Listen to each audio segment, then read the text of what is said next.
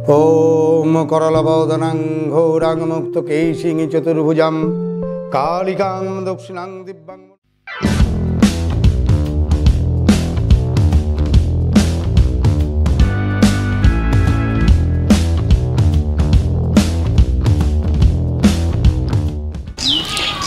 नमस्कार।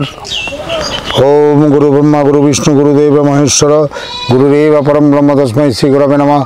अज्ञानतिमिरान्धस्य ज्ञानाञ्जन शलाकया चक्षुरुन्मिलितं येन तस्मै श्री गुरवे नमः।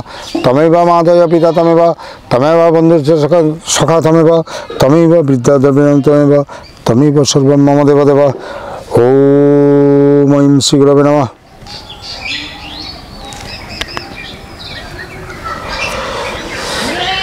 आध्यात्मिक जीवने आमादेर सब समय लक्ष्य थाके गुरुदेवेर आशीर्वाद पाওয়া। मने हय आमि सेई आशीर्वाद पेয়েছি, এটা আমার অনুভূতি। এবং সেই আশীর্বাদ পেয়ে আমি আমার দীর্ঘ 34-35 বছরের যে আধ্যাত্মিক জীবন সেই সম্পর্কে আমি লিপিবদ্ধ করছি কিছু বই লিখে, যে পরবর্তী প্রজন্ম যারা প্রয়োজন মনে করবেন এটা যেন তারা জানতে পারেন।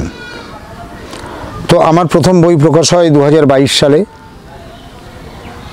সাধনতন্ত্র তান্ত্রিক ও তন্ত্র সাধনা কলকাতার অভিযান প্রকাশনী থেকে বইটা বেরিয়েছে, পরপর দুটি খণ্ডে।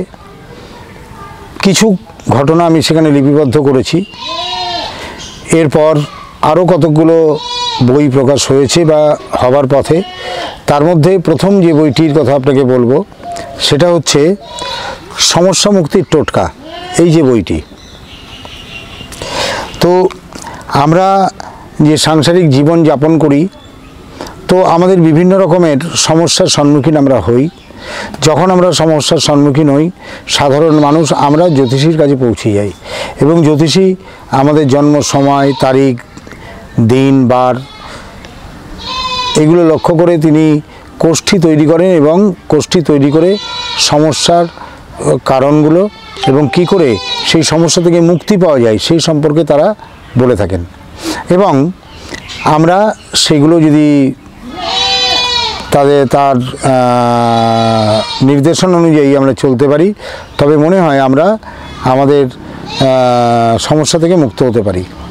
কিন্তু জ্যোতিষী অনেক সময় বিভিন্ন রত্ন লিখে দেন, তো সবার পক্ষে রত্ন লেখা সম্ভব, রত্ন ধারণ করা সম্ভব নয়। তো আমি সেই ক্ষেত্রে কী করেছি, টোটকা বা কিছু ছোটোখাটো উপায় বলে দিয়েছি। অন্তত কমপক্ষে শতাধিক 150-র কাছাকাছি উপায় নিয়ে এই বইটি প্রকাশ করেছি, সমস্যা মুক্তির টোটকা। তো আপনারা পারলে এটা সংগ্রহ করে নেবেন। আমাকে আপনারা ফোন করতে পারেন অথবা 6291994995 এই নম্বরে ফোন করে বইটি সংগ্রহ করতে পারেন। অথবা কলেজ স্ট্রিটে গেলে মহেশ লাইব্রেরি, যে কোনো দোকানে মহেশ লাইব্রেরির নাম করবেন, বলে দেবে, এক ডাকে বলে দেবে, সমস্ত আধ্যাত্মিক বই পাওয়া যায়, ওখান থেকেও জোগাড় করে নিতে পারেন, ক্রয় করে নিতে পারেন। বইটির দাম মাত্র 200 টাকা। তো বইটিতে আপনি প্রাথমিকভাবে জ্যোতিষীর কাছে গিয়ে বা না গিয়ে আপনি আপনার সমস্যার থেকে বেরোনোর জন্য যে যে উপায় দরকার হয় সমস্ত রকমের উপায় এখানে বলা আছে, অধিকাংশগুলো। এরপরে আরও একটা সংকলন করছি।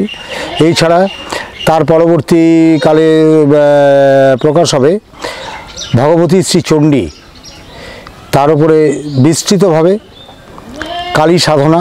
আমরা ঘরে বসে যারা দীক্ষিত মানুষ শক্তিমন্ত্রে, তারা আমাদের সমস্যা আমরা মন্ত্রোচ্চারণের মাধ্যমে ঘরে পূজা পাঠের মাধ্যমে ঠিক করে নিতে পারবো, সেরকম একটি পুস্তক। গায়ত্রী মন্ত্রের উপর একটা বই আসছে, গায়ত্রী সাধনা। এবং গায়ত্রী মন্ত্র কী, অনেক ব্রাহ্মণ সন্তান তারা গায়ত্রী মন্ত্র উচ্চারণ করেন, স্নান করে উঠে গামছা পরে, এরকম অনেকেই বলেন। তো ওটা গায়ত্রী মন্ত্র নয়, সাবিত্রী মন্ত্র। যাই হোক, যে মন্ত্রই উনি উচ্চারণ করুন, কিন্তু ওই সাবিত্রী মন্ত্র কী করে সাধনা করে তাকে উজ্জীবিত করতে হয় সেই পদ্ধতি নিয়ে।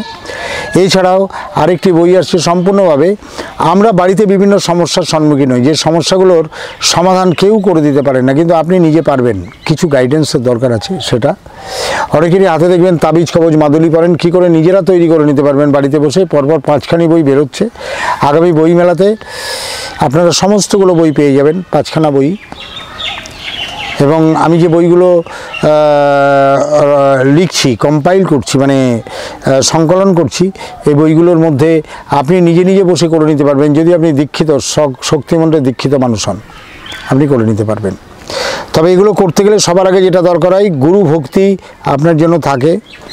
দ্বিতীয় কথা হচ্ছে যে আপনার দীক্ষা গুরুর সঙ্গে আপনি যোগাযোগ রাখুন, গুরু পূজাটা শিখুন।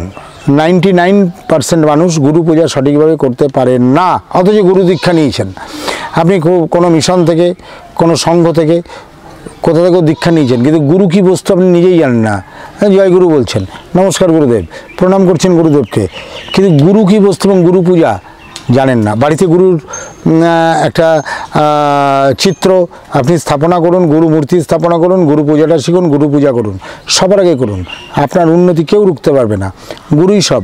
ওই জন্য আমরা বলি গুরু ব্রহ্মা, গুরু বিষ্ণু, গুরুদেব মহেশ্বর। গুরু ব্রহ্মা বিষ্ণু মহেশ্বরের একীভূত রূপ হতে পারেন তিনি, মানুষ মনুষ্য দেহে আছেন, কিন্তু সেই গুরুর মধ্যে আমরা ভগবান শিবকে দেখব। এই ভক্তি নিয়ে চলুন, আশা করি আপনার সমস্ত রকমের সমস্যা মুহূর্তে কেটে যাবে যদি গুরুর শ্রীচরণকে আশ্রয় করেন।